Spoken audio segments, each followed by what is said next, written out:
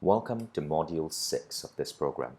In this module, we're going to talk about one of my favorite ideas in terms of evolving human potential. It's the idea of bending reality. It's the idea that the human mind, to some degree, can alter reality and create synchronicities, coincidences, opportunities to move you towards a goal or an outcome.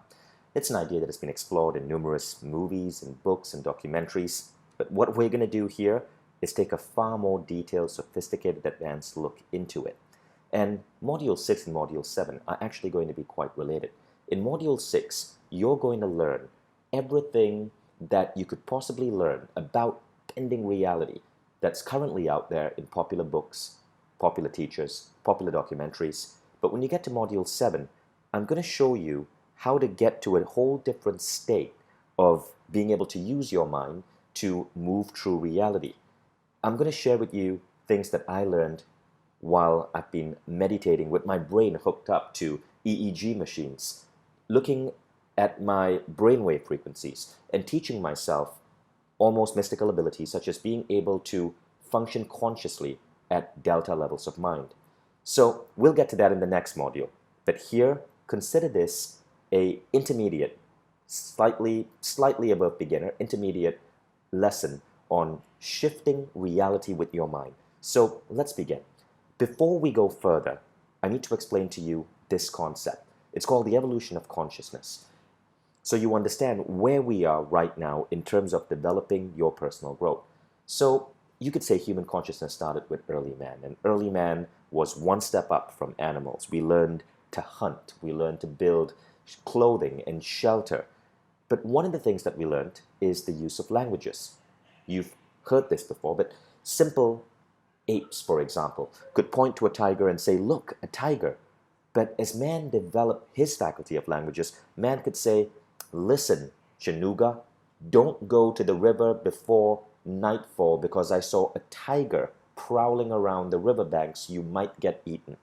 Now this allowed early man to evolve into modern man, and with modern man create cultures, religions, mythologies, nations, wars, agreements. Much of the modern world is therefore based on language. It's based on what's taking place in our head, in the cognitive plane. So we as a species have one foot in the physical world, one foot in the world of pure cognition. Now, as you go through this program, you're learning to hack that world of cognition. That world of cognition is what we call our culture.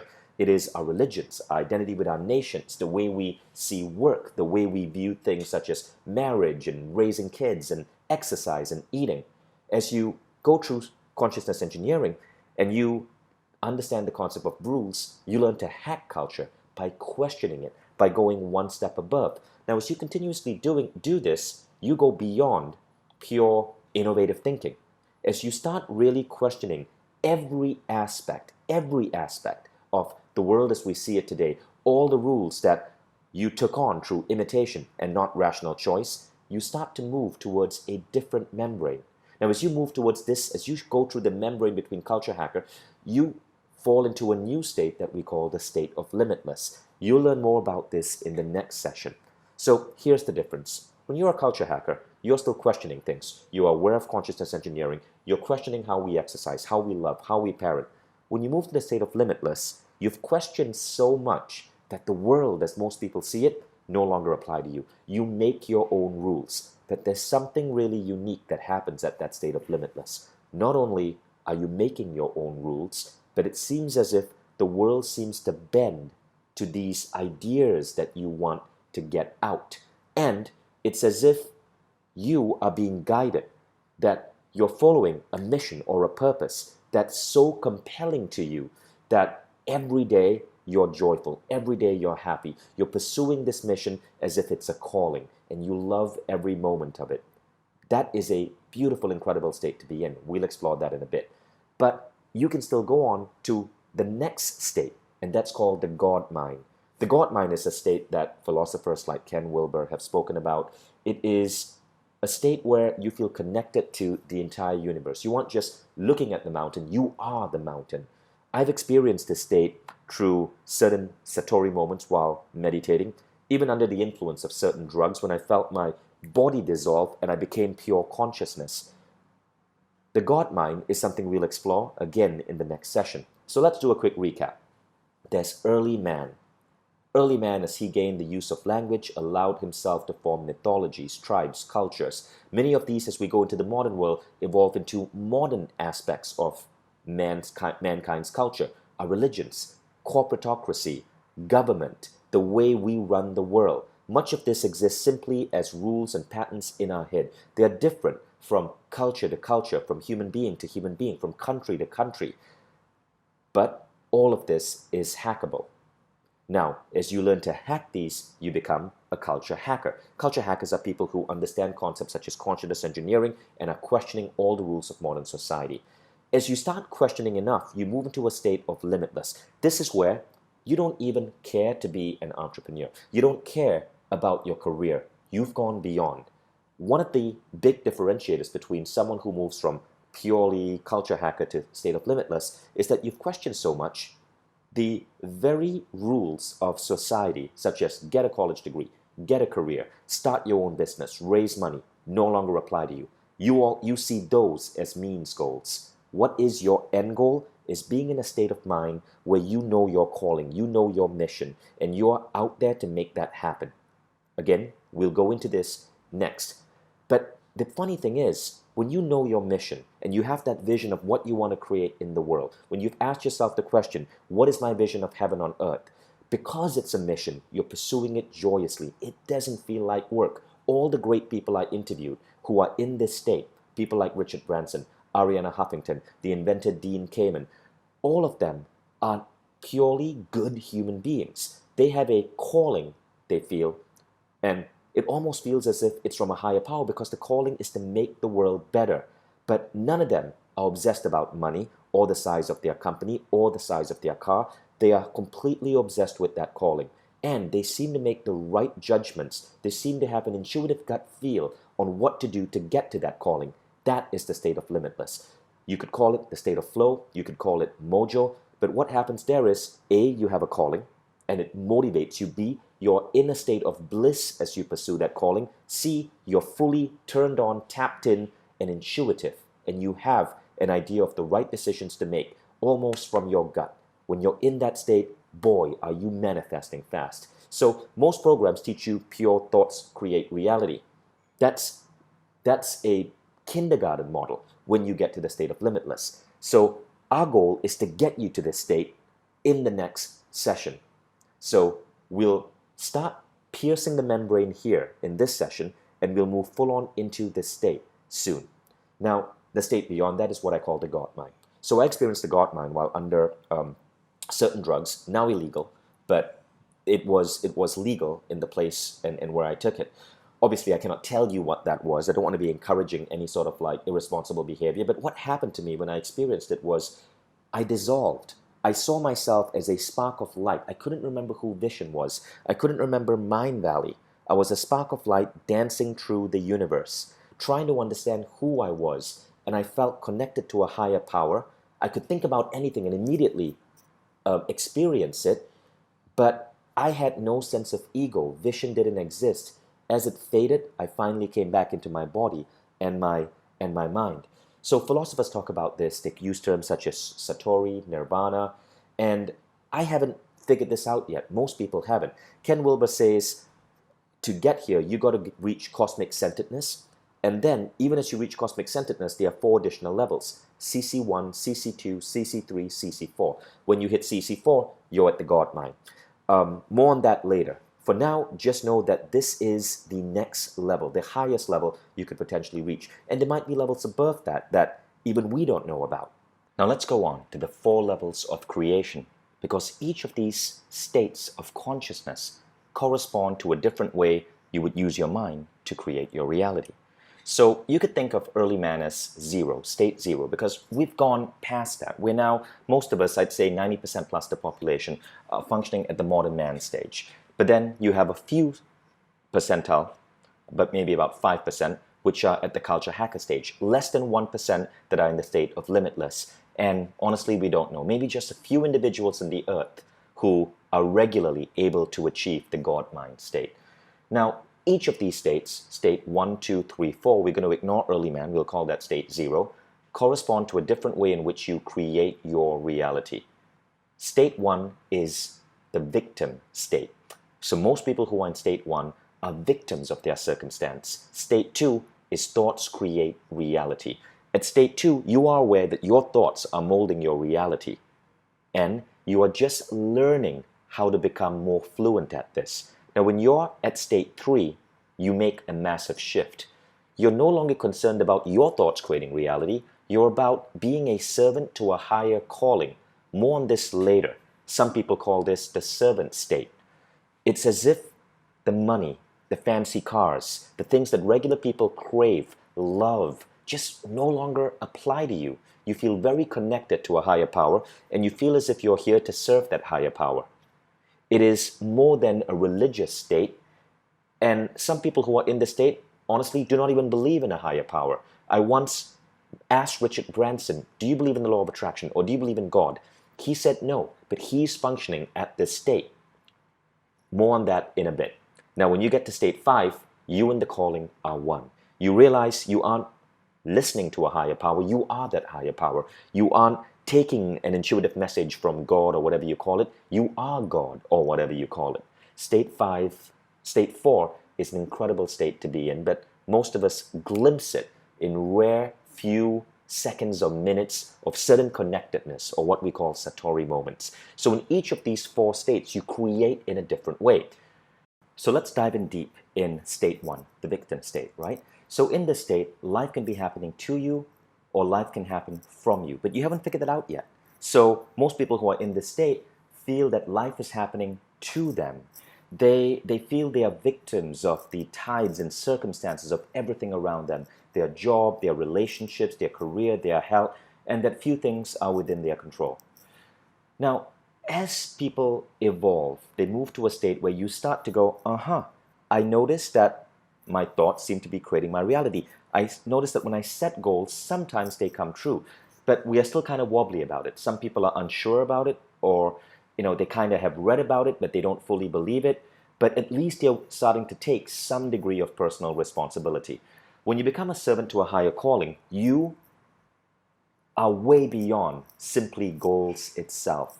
Rather, you operate from mission. And when you go to a feeling of oneness, you are the mission. You are concerned with all life. You're connected to all life.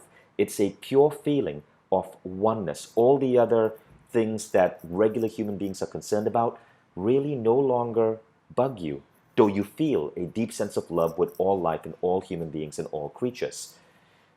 So let's move on to the idea of thoughts creating reality.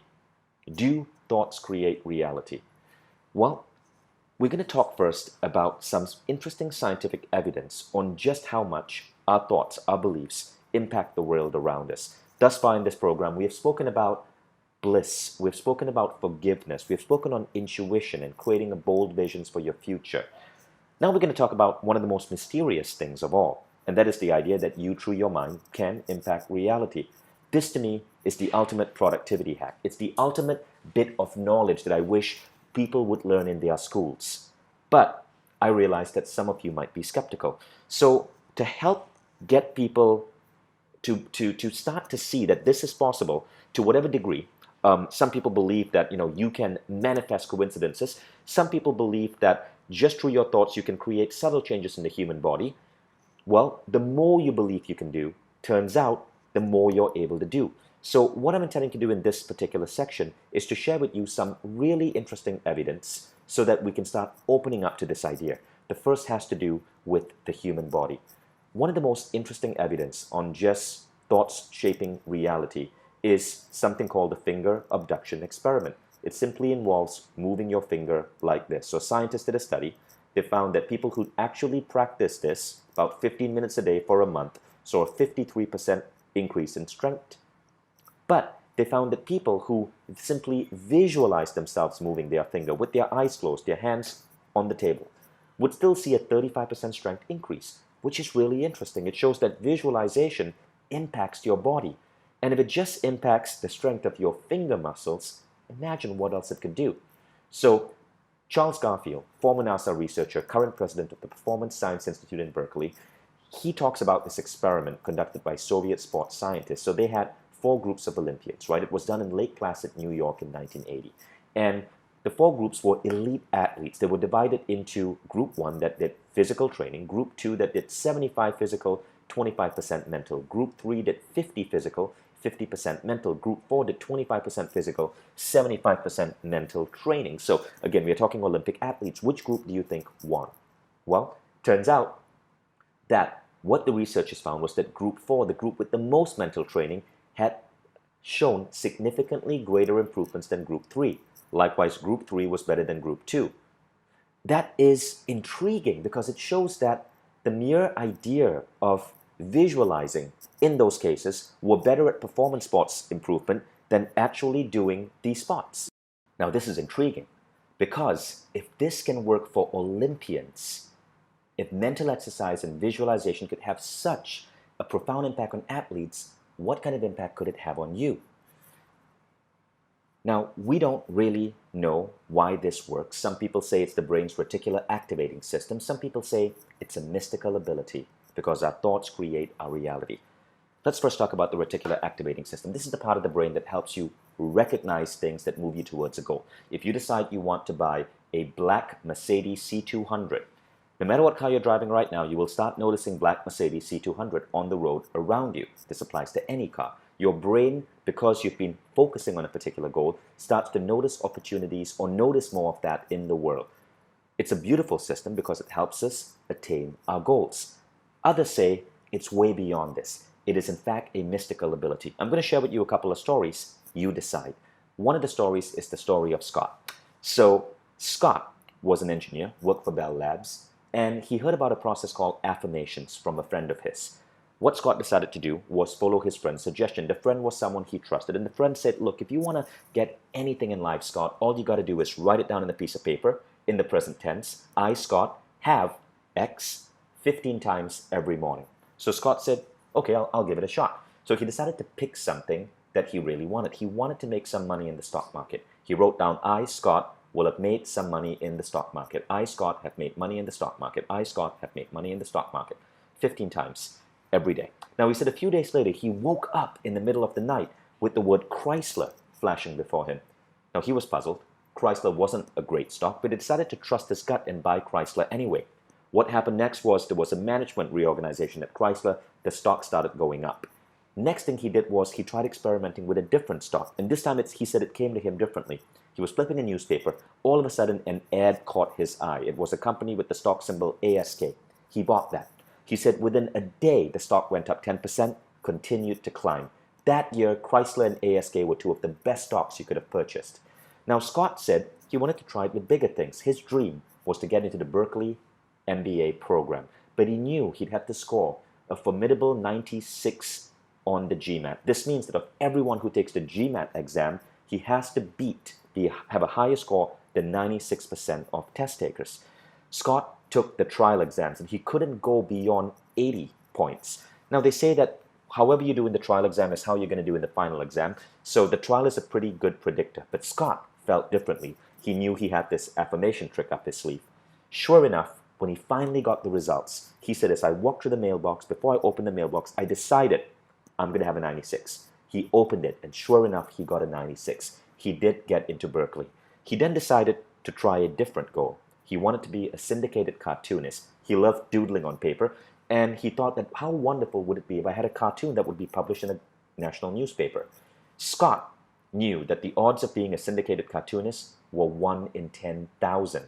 But Scott Adams wrote his comic strip, submitted it, and Dilbert was born. Dilbert became one of the most successful comic strips in the world. Scott didn't stop there. He wrote down in his affirmations that he wanted a #1 best-selling book on the New York Times. That happened. He got so good at it that for a brief while he had the #1 and #2 best-selling books. The #2 was the Dilbert Management Handbook. Now, Scott said, reporters often ask me if I'm amazed by the success of the Dilbert comic strips. I definitely would be amazed if not for my bizarre experiences with affirmations. Can you imagine that? #1 and #2 best-selling books on the New York Times. Hardcover, non-fiction. Scott Adams, affirmations. So he wrote about this in his book, The Dilbert Future. Pick it up. It's a comic book, of course, but in the final chapter, Scott talks about his philosophy of how the world works. Now, it isn't just Scott Adams. Let's look at science. So William Broad, San Antonio, I believe it was the San Antonio Mind Science Center, did an experiment where they put people in two rooms. One room was senders, second room were receivers. Now, this was an experiment to see how your thoughts influence another human being. What Broad would do is that at specific times, he would have the senders think good thoughts about the receivers. The receivers in the second room were hooked up to some 19 different machines that measured different aspects of their neurology, their brain waves, their skin resistance. What William Broad found is that at the specific time, 1:53, even though the receivers did not know the senders were thinking of them and sending them good thoughts, the receivers would show deviations in these neurological responses. They would be more relaxed. They would have less stress. They would go into healthier states of mind. Really strange, because these senders were at a distance and these receivers were not even relatives. They were just other people paired up to them, which makes you wonder just how much are your thoughts influencing the people around you. Robert Lanza wrote a book recently called Biocentrism. Read it. It's a remarkable book and it's a quick read. Biocentrism, as you can see from the subtitle, is about how life and consciousness are the keys to understanding the true nature of the universe. Basically, Robert Lanza is one of the most prominent scientists today. Time magazine voted him one of the most influential people in the world in 2014. But his idea is that consciousness shapes the universe. Our conscious thoughts create reality. So biocentrism is another model that attempts to explain why, perhaps to some degree, this mystical idea of our thoughts creating reality may be true. So whether you believe it or not, whether you believe it's the brain's reticular activating system, which you gotta believe because it is science, or you believe in the mystical aspects, it doesn't matter. Just pretend it is true, because if you've studied consciousness engineering for now, you know that you can choose to believe something and still gain the healthy qualities of those beliefs. My son knows Santa Claus isn't real. He chooses to believe in Santa Claus because it brings him joy during Christmas. I believe that there is a mystical ability within us that allows us to alter reality because I see it happening in my life frequently. But let's say you don't believe that. What I'm saying is, whether this is true or not does not matter. My acceptance of this model gave me the confidence to pursue seemingly impossible goals, even when I did not believe it. I decided to pretend it was true, because if you're going to pick any belief, how about a belief that you can fundamentally bend the fabric of reality? How about that for a healthy belief? So believing this is true gives you a confidence to pursue goals that you may not otherwise pursue. Mike Dillard, who's an entrepreneur and a friend of mine, said the greatest achievement in life is to have the ability to create the world around you so that it matches the dreams in your mind. If you believe that the world around you can match the dreams in your mind, I think that is an incredible way to start doing more in the world. Whether or not you're skeptical, try believing it and see how it unfolds for you. Pretending it's true will bring you immense benefits. Okay, so we've talked about this particular scale of consciousness evolution. Now, we're going to talk about how to bend the world when you're at level 2, the level of the culture hacker. So, in the next class, we're going to go on to how to be a servant to a higher calling. That's the state of limitless. But for now, we're going to focus on level 2. Before we get to level 2, let's talk about level 1. And how to make someone emerge from level 1. Now, I doubt many of you are at level 1 at this stage, but I want you to understand what's going on in level 1 because you may have friends or family or colleagues who are there. This is what may be going on in their life, and if you were to speak to them to try to help them emerge from the victim state, this is a framework that you might be able to help them understand. Your beliefs determine your reality. So whatever you believe to be true about the world tends to be true for you. And countless books talk about this. The subconscious mind, for example, is a composite of everything one sees, hears, and any information the mind collects that it cannot otherwise consciously process to make meaningful sense. But as we get older, our subconscious mind keeps taking on and processing all of these things about the world around us. Some beliefs are unhealthy, some beliefs are healthy. You take these on from your parents, your teachers, your fathers, your preachers, your friends, your beliefs of money, your beliefs of love, your beliefs of the world. Whatever you believe to be hard will be hard. Whatever you believe to be easy tend to be easy. Joseph Murphy in The Power of Your Subconscious Mind says, human beings always act and feel and perform in accordance with what they imagine to be true about themselves and their environment. Problem is, right, what we imagine to be true isn't necessarily true. But because we believe and feel and perform in accordance with it, it becomes true for us. The important thing is, you should not be deluded into thinking, well, I know my goals in life, I have these written down, I'm consciously creating my life. Because it's not that simple. You are not just consciously creating your life. You are unconsciously creating your life. Maxwell Maltz says, it's no exaggeration to say that every human being is hypnotized to some extent, either by ideas he has uncritically accepted from others, or ideas he has repeated to himself or convinced himself are true. These negative ideas have exactly the same effect upon our behavior as negative ideas implanted into the mind of a hypnotized subject by a professional hypnotist. So, you can be writing down goals, you can believe your thoughts create reality, but you have no idea what your subconscious, your unconscious thoughts are doing. You could have had subconscious beliefs that you've taken on from childhood, from society, that are still running you into the ground, and you may not be aware of it. You see, there are three levels in which we create. We create consciously, yes, but we also create through unconscious creation, and we create through group consciousness. You need to make sure that you understand how to play in all of these areas. Conscious creation, of course, is the one that we're going to mostly be focusing on. One of the most powerful, beautiful books on conscious creation is Autobiography of a Yogi by Paramahansa Yogananda. He's the man who introduced many great spiritual practices to America. Steve Jobs, this was his favorite book. When Steve Jobs died, Walter Isaacson, his biographer, asked him if he could see Jobs' iPad to see what books Jobs had. Jobs only had one book, and it was this. Jobs loved this book. He read it every year. On his funeral, everyone who attended, people like Bill Gates and so on, got this book as a gift. So I know a man, Bert Goldman, who's a Mindvalley author, who was once a disciple of Paramahansa Yogananda, and Bert told me an interesting story about Paramahansa and conscious creation. Paramahansa got so good at his thoughts creating reality that he shared a story about how he was once driving through LA. Now, this was many, many years ago, over 50 years ago, with his students. And they passed by this beautiful neighborhood by a lake. And the student turned to Paramahansa and said, look, you've been looking for a place to build a gorgeous garden. Why don't you pick that place? And Paramahansa said, no, I'm not going to look. I'm not going to look. Because if I look and I see it and I fall in love with it, it's going to happen. And I have enough busyness in my life. But he looked anyway. And that today is the Yogananda Gardens, the Self-Realization Fellowship Gardens in Los Angeles. There's another one in San Diego. If you live in LA, I'm sure you visited it. But it's a beautiful story about a man who is so confident in his conscious creation that he can just create something that beautiful in the world. Most of us aren't there yet. Most of us create like this, unconscious creation. So when I lived in New York, I observed a very, very, very interesting thing that new immigrants to New York would experience. I would have friends from around the world who would move to New York, and they would tell me how much they loved the city. I'd have friends who had moved around the world to New York and tell me how much they hated the city.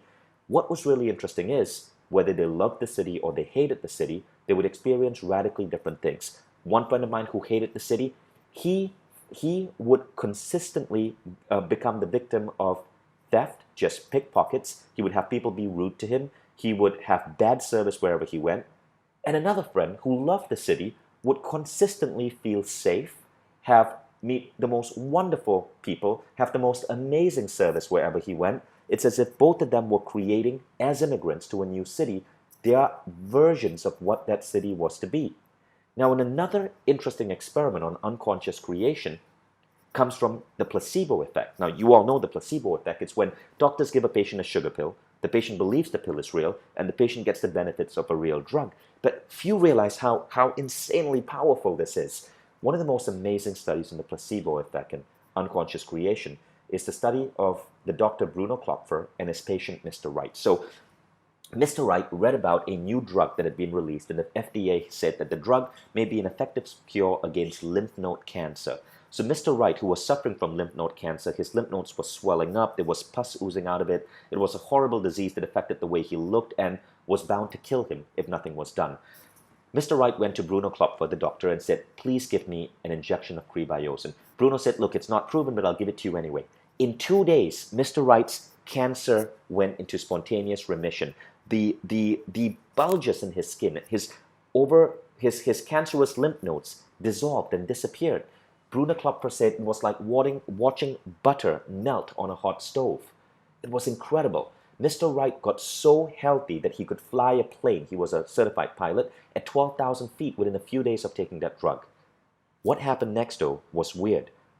FDA released a couple of articles saying the trials for crebiosen were proving ineffective, and they were not really sure if the drug was effective at all. Mr. Wright went back to Bruno Klopfer. When he read that, his cancer came back. Now, Bruno realized what was going on. It was the placebo effect, so he lied to Mr. Wright.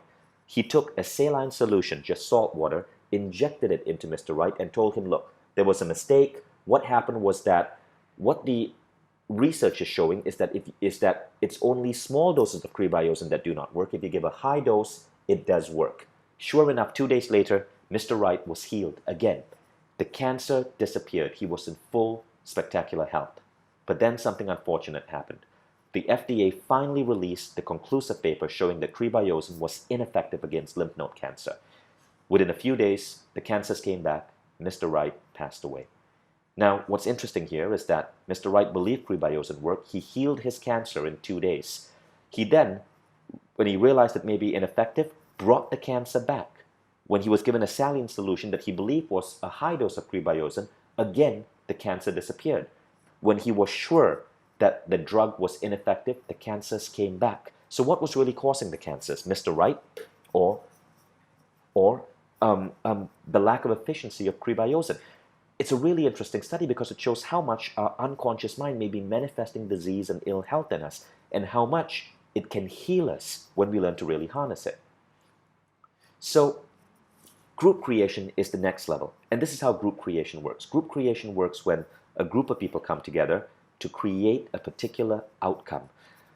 You can do this with your family around the dinner table when you think about something that you want to manifest as a family.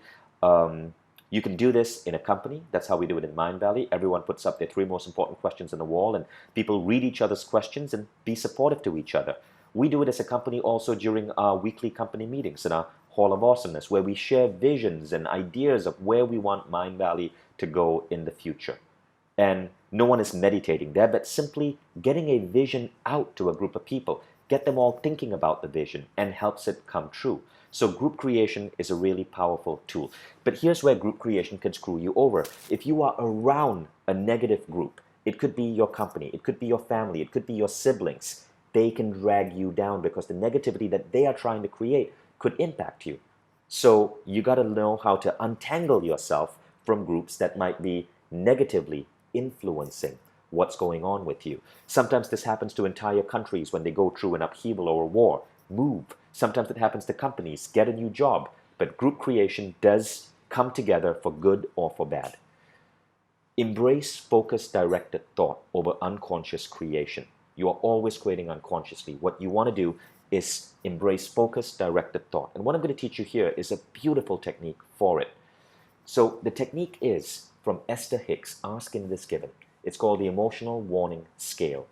What Esther Hicks says is that, now if you look on the left, you'll see there are 22 different emotions ranked from joy, appreciation, empowered, freedom, love, which is number 1, to number 22, which is the lowest of all, fear, grief, depression, despair, powerlessness. What Hicks says is that think of your emotions as an alarm bell. When you're feeling happy, that's the alarm bell going, wow, amazing, good job, because all of this is going to come true. But when you're feeling crappy, when you're feeling any emotion below 8, which is pessimism, frustration, and so on, think of that as a warning alarm.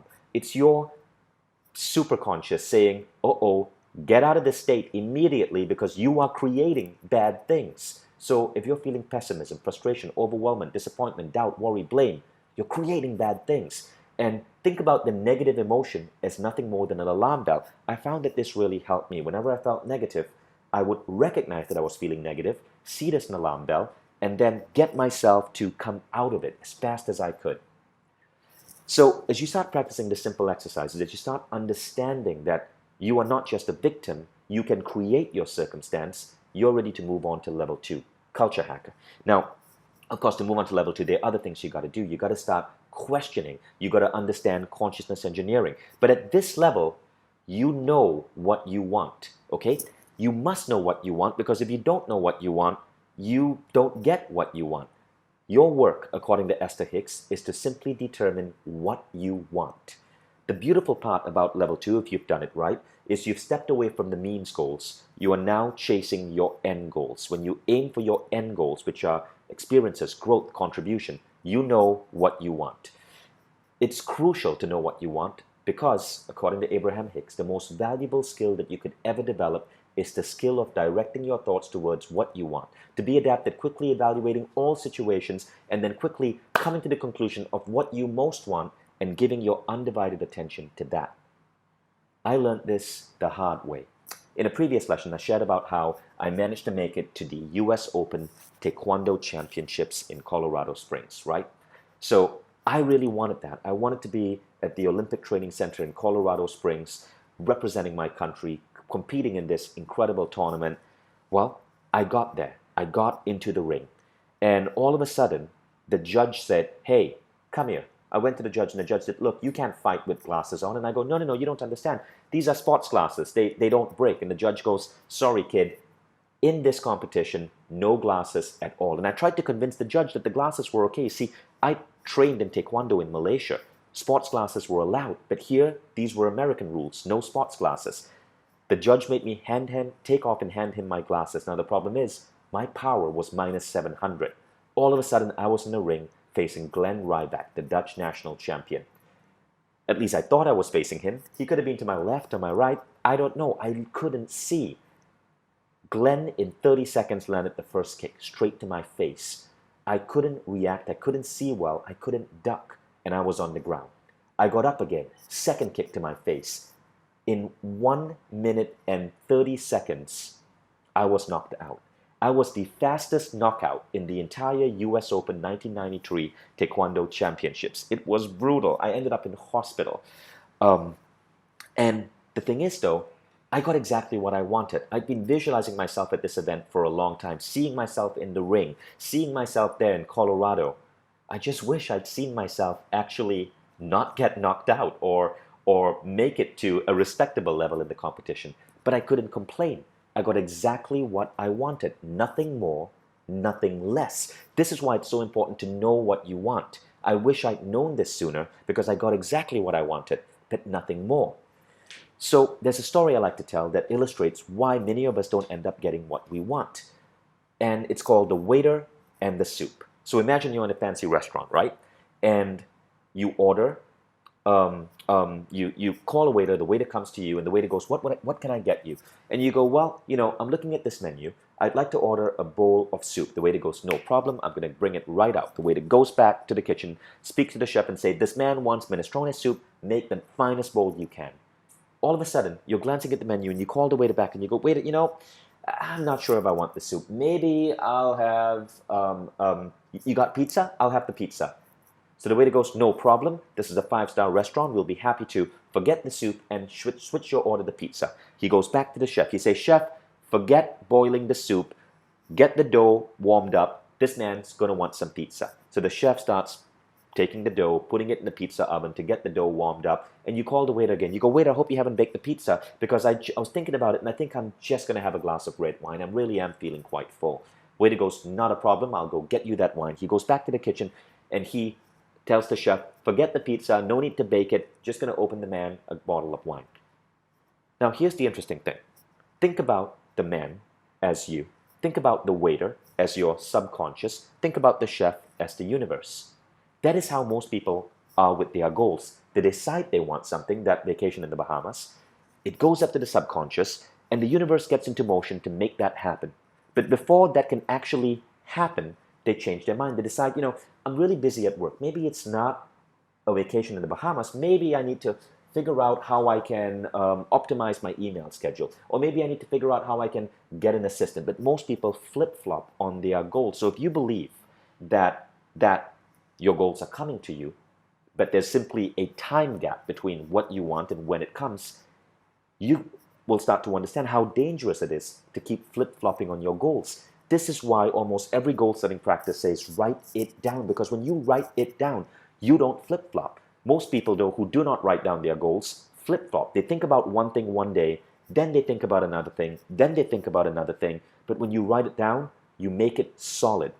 The waiter, the soup, and the chef is an important parable to help you understand just how people mess up the good things that are coming to them by changing as it's being created, by flip-flopping as the bread is being warmed up or the wine bottle is being opened up. They flip-flop, and we do this with our love life, with our careers, with our vacations, with things in life we want. So a daily tool, okay? So this is a daily tool that you can bring in to start bringing these practices into your life on a daily basis in a responsible way. And once again, it comes from Esther Hicks, because I really consider the work of Esther Hicks some of the best work in terms of the mind creating reality. This tool is called segment intending. And segment intending works like this. So you tell yourself, you think about your day as a series of segments, 1 hour segments, and you set an intention in advance of how you want these segments to unfold. So you might say, okay, in the morning when you meditate, you might say, I'm gonna have an amazing breakfast. Then you'll say, wouldn't it be nice if I had an incredible journey to work? Then you say, I'm going to have my 10 a.m. meeting and it's going to go so well and I'm so going to impress the boss. Then you'll say, at my 11 a.m. Scheduled time to go through email, I'm going to be pounding through those emails, blasting through them in the most efficient way. And at 12 p.m. when it's time for lunch with Sally, I'm going to have the most inspiring and incredible lunch conversations. We're going to have incredible service.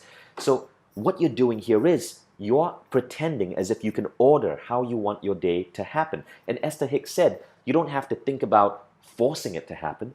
If you aren't really confident that you can do this, just start with, wouldn't it be nice? Wouldn't it be nice if my lunch went well? Wouldn't it be nice if I had an amazing encounter with my coworkers today? Wouldn't it be nice if there was no traffic? Don't pretend or force that you can change things. Simply say, wouldn't it be nice? Segment intending is a powerful technique to get you vibrating in the right way, to get your mind shifted in the right way towards thoughts creating reality. And it really helps you come out of the victim state. If you have someone in your life who's a victim, you want to teach them this. So when do you do segment intending? You can do this as an individual session daily during commute or meditation or showering. I do it sometimes as I shower, sometimes when I'm riding the subway, sometimes in my commute. Usually though, I do it as phase 5 of the 6-phase meditation. Phase 5, as you know, is the perfect day. So an advanced technique, rather than simply seeing your perfect day unfold, you can do segment intending. Wouldn't it be nice if? And now we'll take you into another technique, a longer term tool. And this is a technique where you really start playing with the idea of your thoughts creating reality, creative visualization. I'm going to teach you some of the more advanced concepts I've learned doing this. So, when do you do this? Well, firstly, you do this as an individual session when you have an urgent need. Maybe your health is out of whack. Maybe you have a business problem to fix. But you can also do this as phase 4 of the 6-phase meditation, vision for the future. So when you're doing vision for the future, you can bring in some of the techniques that I'm teaching you right now. So you've already learned about the 6th phase. We spoke about that. It's my work that's free on the web, so you've probably learned it by now. Phase 1 is being connected. It's about compassion, giving your love to the world. Phase 2 is gratitude and appreciation. Phase 3 is forgiveness. Phase 4 is when you apply creative visualization. Phase 5 is when you can do segment intending. And phase 6 is when you feel the blessing. Okay, so if you are unaware of the 6-phase meditation, Google it. It's all over the web and it's free. But it's in phase 4 where you practice creative visualization. Now, a couple of rules. Number 1, it works best in alpha. I have tested this by hooking my brain up to an EEG machine, and other guys who have experimented with biofeedback, from Jose Silva to other researchers in the topic, have all said that when applying creative visualization to things such as healing the body, to goals, it tends to work really well in the alpha level. So you want to do it while you're meditating, and at this point, most of you know how to meditate. Here's the basic technique summed up. You start by seeing and feeling the pain. This is what many people forget. They go straight towards the end result. No, you must see and feel the pain. So if you're trying to fix a situation in your job, let's say there's a project that just is stalling. You start by seeing and feeling the pain. You see yourself in the horrible meetings on this project. People are whiny, they're upset. Maybe there's a software issue. Maybe a vendor isn't delivering on time. You see and you feel the pain. It's costing you money. It's going to cost you a promotion. It's horrible. Now you stop seeing and feeling the pain and you shift to the solution. So stop means, you can do it in any way. You can set a timer. I like to spend no more than 2 minutes seeing and feeling the pain. So my iPhone buzzes and I know it's time to shift. But it's important to see and feel the pain at alpha, because what they found, and in my research with my brain hooked up, I found that when you see and feel the pain in alpha and then you shift to the solution, somehow you overwrite the pain. And the next time you go into that meeting, it's no longer as painful. I haven't understood why this happens, but it seems to rewrite that pain. So now you go on to seeing and feeling the solution. Keyword being seeing and feeling. See yourself in that meeting. Now everyone is organized. It's on the spot. The vendor has called. He's delivering on time. The project is happening. It's under budget. People are excited. You're high-fiving each other. What we mean by feel is feel the feelings that you would have if that vision was true. Feelings of pride, of joy, of celebration. You have to bring in feelings. This is the secret. You bring in feelings, not just visual. So when it's about the pain, you feel the pain and you see the craziness of the project going awry. When it comes to the solution, you see the project going perfectly well, but you feel the joy. And now you open your eyes and you let go. What we mean by let go is after you're done seeing and feeling the solution, when you come out, assume it's done. Assume things are already happening. Assume the universe has set things in motion. You don't have to repeat doing this every 1 hour or every day. If at a certain point you go to a meeting and it's again crazy, go back and repeat it. But very often what you'll find is one session of doing this fixes things. Esther Hicks says that it takes 17 seconds. She says that 17 seconds of direct thought against something will already start the gears in motion for it to be fixed. 17 seconds. So you don't have to keep doing this. If you keep doing this every 3 hours or every 4 hours, that's like being the annoying kid at the back of the car telling the universe, are we there yet? Are we there yet? Are we there yet? Are we there yet? Don't do that. So open your eyes, let go. Now, Jose Silva offers some other advice. He says, when you go back to that meeting, you will notice that some things are calmer. Now, when you go back to the meditation, let's say it's calmer, but it's not yet solved. When you go back to the meditation, in the see and feel the pain bit, the things that are calmer, recognize those. So don't overly exaggerate. Recognize what's calmer, and then see an even better solution. So you're moving things forward slowly. One of the beautiful aspects of creative visualization is that you can apply this to healing. I learned this in a very interesting way. When I was a kid, I had really bad skin. Now, I happened to be in a barbershop, and I happened to be, while waiting for my turn, picked up a magazine on, it was on, I can't even remember what the magazine was. For all I know, it could have been Cosmo, just because I was bored and there was nothing else there. In fact, I think it was Cosmo. And there was an article. This must have been in 1991 or 1992. And it was about how the skin is the organ most susceptible to autosuggestion, to healing.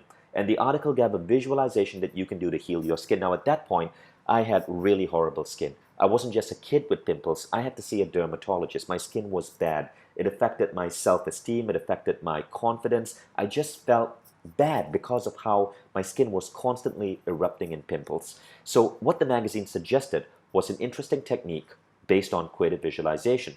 Now, you didn't just see your skin raw and then see your skin healed. There was a specific flow that happened, and it had to do with subconscious symbology. So let me explain. When you're healing yourself, you can speak to your subconscious using symbols. Most of us are not doctors, so we can't actually see what's going on behind the skin as it heals, so we use symbols. So I'd had skin issues for 5 years. In 4 weeks, I healed myself. I took the symbology I read in this magazine, combined it with what I learned from books I read, meditated 3 times a day. Now, if you're healing something, you do want to meditate and do it 3 times a day. It took me about 5 minutes per session, but this is what I did. I started by seeing my skin the way it is right now. I'd see myself looking up at the sky. Okay, now you can try this if you have a skin issue. If you don't, listen anyway, because you can apply the same symbology technique to any type of healing. Looking against the sky. Now, I'd see the sunlight shining down on my skin.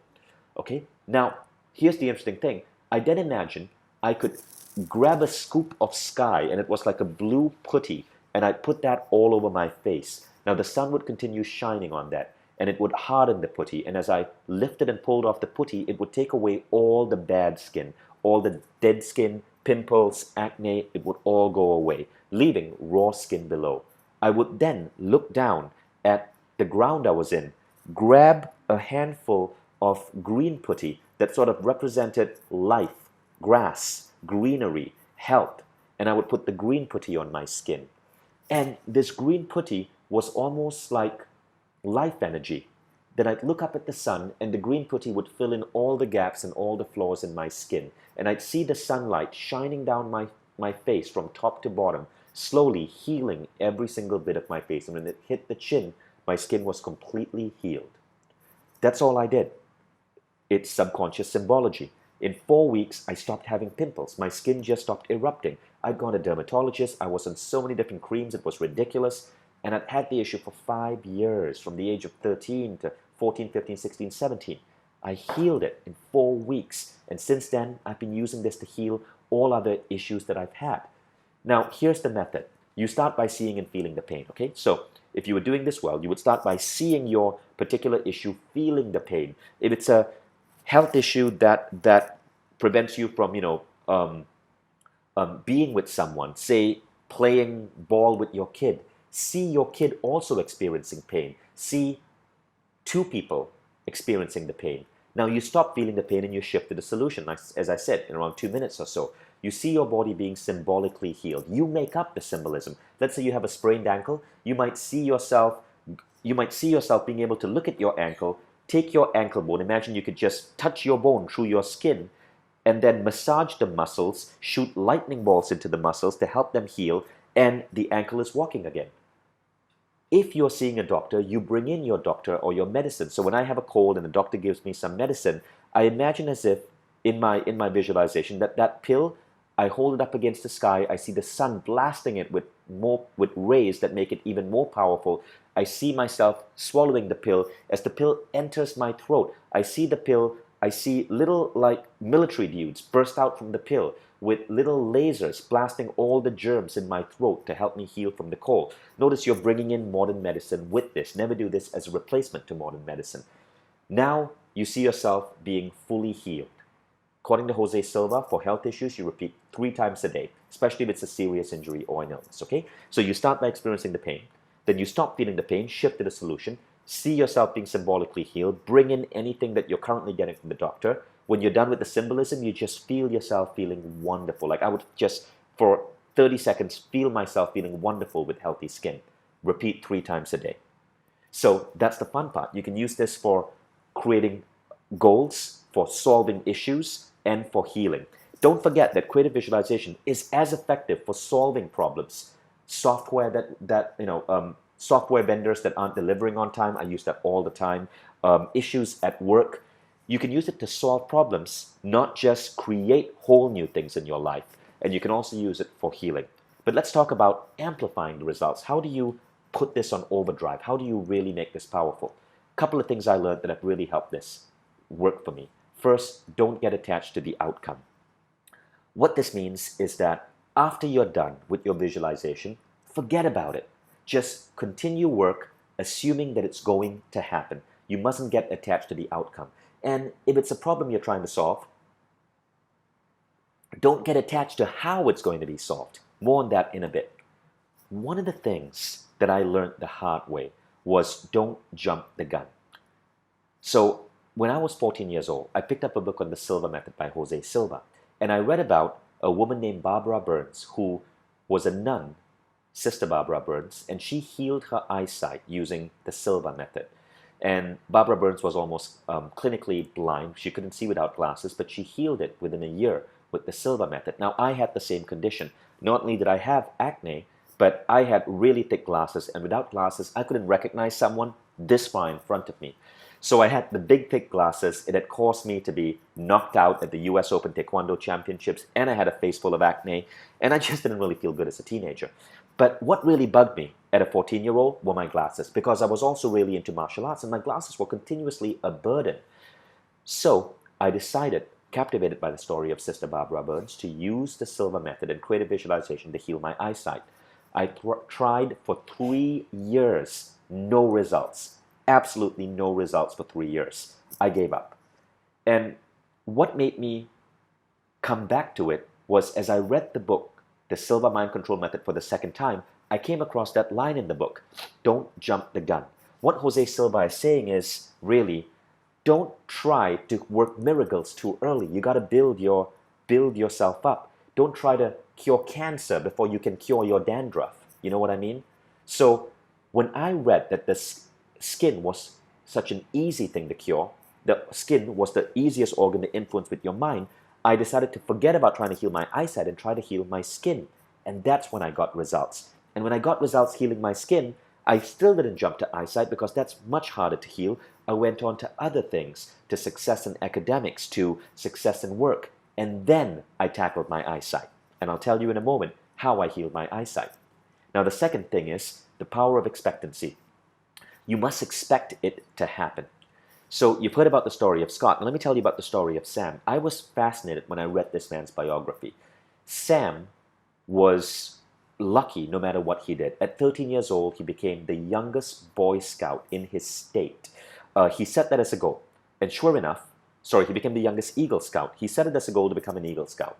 And because Sam, as a kid, loved big goals. And sure enough, he happened to rescue a man from drowning, got awarded this honor, and became the youngest Eagle Scout in his state. When he went to high school, again, it's like he was on this lucky streak. He was top at academics. He was the head of the Bible Society, head of the ROTC. He played football, and his team won. Then he joined the basketball team, became captain. That team won. And finally, when Sam graduated, he just felt that everything he touched, he couldn't lose. He toyed around with the idea of becoming president of the United States someday, but he decided there were other things that fascinated him more, namely starting a business. Sam decided to start a simple grocery store. That grocery store became Walmart. That Sam is Sam Walton. And Sam Walton became the richest man in the world. But what's interesting about Sam Walton is, if you read his biography, Made in America, which is an amazing book, and you go all the way back to the time he was growing up in Arkansas, Sam Walton seemed to be blessed with good luck. Everything he touched, he seemed to win. And in the book, I found a quote from his brother.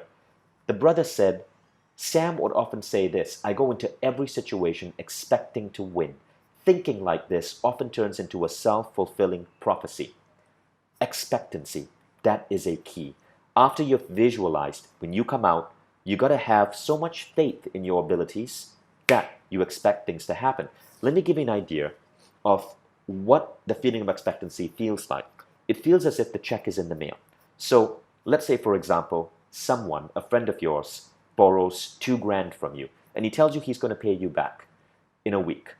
Now, a week comes and passes. Then 2 weeks pass. 3 weeks pass. 4 weeks pass. You are frustrated. You've been trying to call him. He's not answering the phone. You've emailed him. He's ignoring your emails. You want your money. And it's now 4 weeks past the deadline. You were expecting it in 1 week. It's now 4 weeks. All of a sudden, this friend calls you. And he says, look, Bob, whatever your name is, I'm so sorry, but I've been a jerk. I was under a lot of stress. I forgot to answer. I couldn't pick up your phone because I felt so bad. And my mind was just out of whack. Look, here's what I'm doing. I'm mailing you back the money. The check is in the mail. I'm sending it via FedEx, so you're going to get it tomorrow. I'm emailing you right now the FedEx receipt and tracing number so you can trace it. And here is a scan of the check so you know this is real. I'm so sorry. Now, how do you feel? The thing is, you haven't got the money. It hasn't come to you yet. But odds are your frustration, your anxiety has evaporated. You are sure you're going to get that check because the check is in, because you are so sure. But the check hasn't reached you. The money isn't in your bank account, but you know the check is in the mail. That is the feeling of expectancy that you want to cultivate. Now, it doesn't happen overnight. Don't jump the gun. This is why you got to start with things that you believe are possible and then work your way up. So if you're in a business that's doing 100K, don't aim for 10 million, aim for 200K or 500K. When you hit 500K, aim for 1 million. When you hit 1 million, aim for 2 million. But if you aim too big beyond what you believe is possible, you cannot have that level of expectancy. So now the thing is, some people may be wondering, well, how do you reconcile this with dreaming big? So here's how you reconcile it. dream big, be unrealistic, but you got to make it match your level of expectancy so you can be unrealistic. But as you build up your faculties, as you start to see what your abilities can do, as you start learning how to bring in intuition, you learn about the state of flow, you learn about all these other things that can come as allies to help you, your ceiling of possibility goes up. But don't set anything above your ceiling of possibility, because that takes away expectancy. And if expectancy isn't there, worry is there, and worry completely shuts down your state of flow. So be unrealistic by all means, because you know that intuition is going to kick in. You know that you can be in the state of flow, but don't set a goal that is beyond what you know to be your ceiling of possibility. What you want to realize is that there is a thing called the time gap.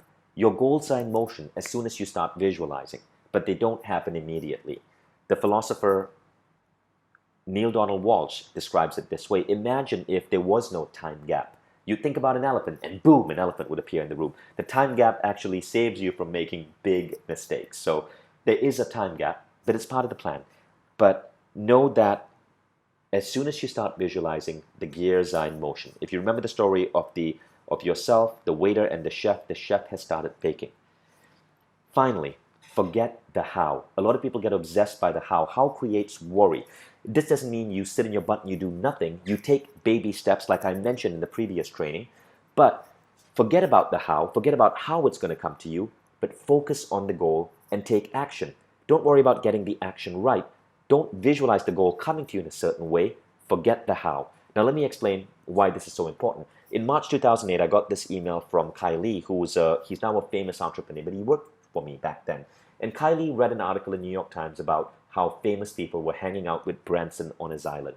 And Kai Lee wrote down in the email, Branson, Tony Blair, ex-co-founder of PayPal, etc., etc., gather on Branson's island to plan how to save the world, as well as party with bikini-clad women. Do you guys aim that big? I sometimes wonder if I'm really going to get to a point where I can be on that island with Branson someday. Perhaps I can meet you guys there too. This was in March 23rd, 2008. Back then, me and Kai Lee thought, well, to be on Branson's island, we'd have to be billionaires. And why not? We'd probably do it.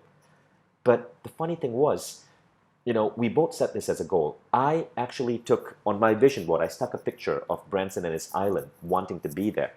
And what's interesting that happened is that we didn't need to be billionaires. It happened to us 4 years later. That's me and Kai Lee on Branson's island. That's us with Branson in this boat. That's us brainstorming with him on the beach. It happened 4 years later by a sheer fluke, a sheer coincidence. I happened to be at a dinner. I met a guy who was Branson's #1 fundraiser for his Virgin Unite Foundation. This guy and I became friends, and he invited me to the island. And as it just so happened, they had a couple of free spots that I could bring a friend, and I brought Kai Lee. Both of us ended up on that island. We thought we had to go through a certain part to get there, make and earn $1 billion. Turned out we just had to be at the right place at the right time, and it happened. So you don't want to worry about how things are going to happen. You simply want to see the end result. The how breaks down. So as you put all of this together, you can start practicing. For the next 1 week, what I'd love for you to do before you get to the next module is to start incorporating some of these ideas, segment intending, creative visualization, into your 6-phase meditation.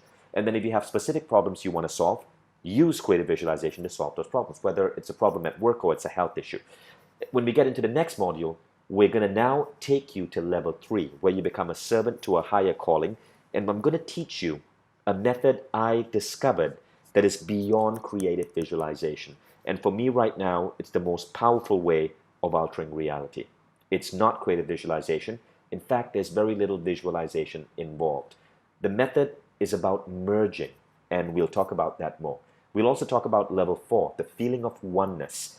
I haven't fully explored level 4 yet, but I'm going to share with you some of my experiences that may help accelerate you experiencing glimpses of level 4 in your life. So, creative visualization, the core exercise, okay? What I'm going to do right now is I'm going to guide you through a simple 5-minute exercise on creative visualization so that this stays with you. So at this point, I'm going to set a timer for 5 minutes, and I want you to think of a problem or health issue that you want to solve.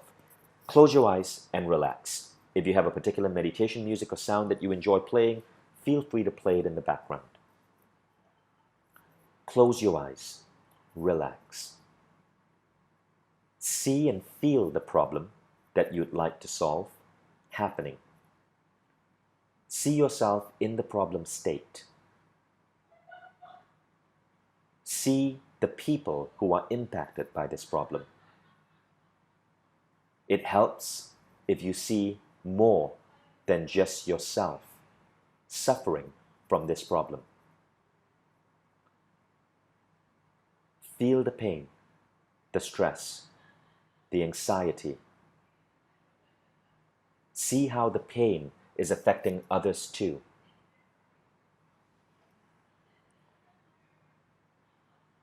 Bring in other senses, if you wish, beyond your sense of sight.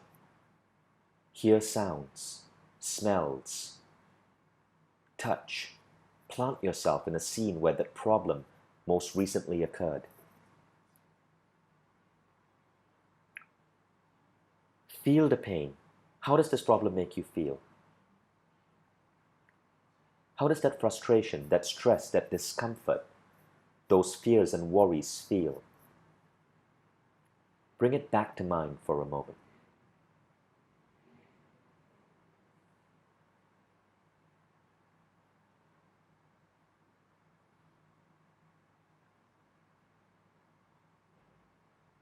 Continue feeling the problem till you hear me say stop. Feel the pain.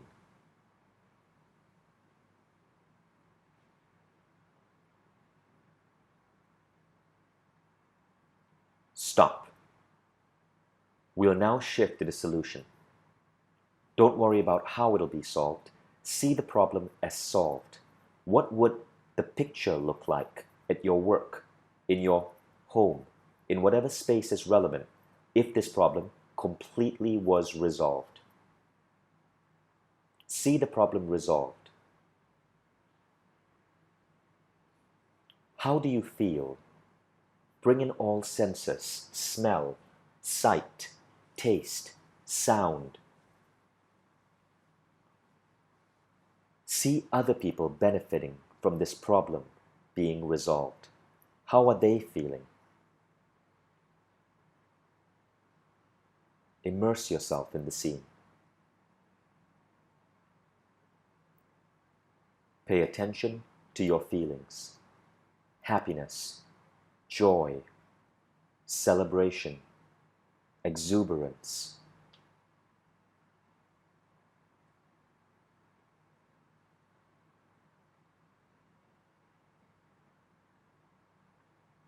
Continue feeling the scene of the problem being resolved. Shift your focus for a moment to other people. See how others are benefiting because this problem is no longer in your life and in their lives.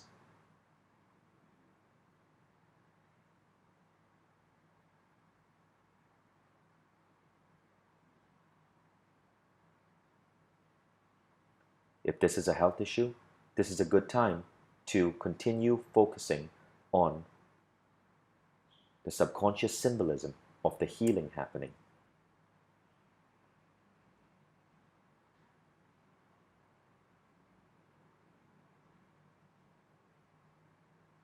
You are now done.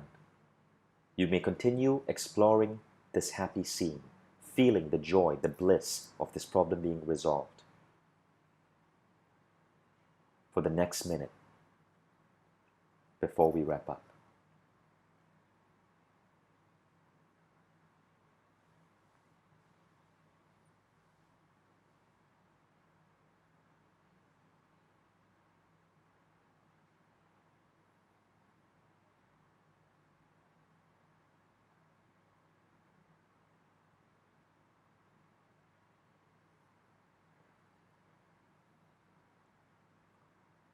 The problem is now resolved. Know that you've started the wheels in motion for the complete resolution of this problem. When I count to 5, you'll open your eyes feeling wide awake, wonderful, positive, full of expectancy, better than before. 1, 2, 3. Get ready to open your eyes. 4, 5. Eyes open, wide awake, feeling wonderful, positive, full of expectancy, ready to live life at a new level, knowing this problem is going to be resolved. Thank you. So you can use that exercise. As you can see, it's really simple. It took less than 5 minutes. You can use that exercise anytime you want on any problem. And that's the end of this lesson. I want you to do this. Practice by adapting your 6-phase, level 4 and level 5, over the next 7 days, and use the creative visualization techniques and the ideas you've learned here to tackle different aspects, problems in your life that you'd want to heal, health or so on. Pick one every day for the next 7 days before you get on to the next module, because in the next module we're going to take things at a whole different depth, and I'm really excited to teach the next module because it's some stuff that you would probably have never seen in any book out there on the mind. This is stuff I learned through personal research while hooked up to a biofeedback machine and experimenting with actually being able to merge with different aspects of reality that I wanted to fix. I call the solution merging. More on that in a bit. This is Vishen Lakhiani. Thank you.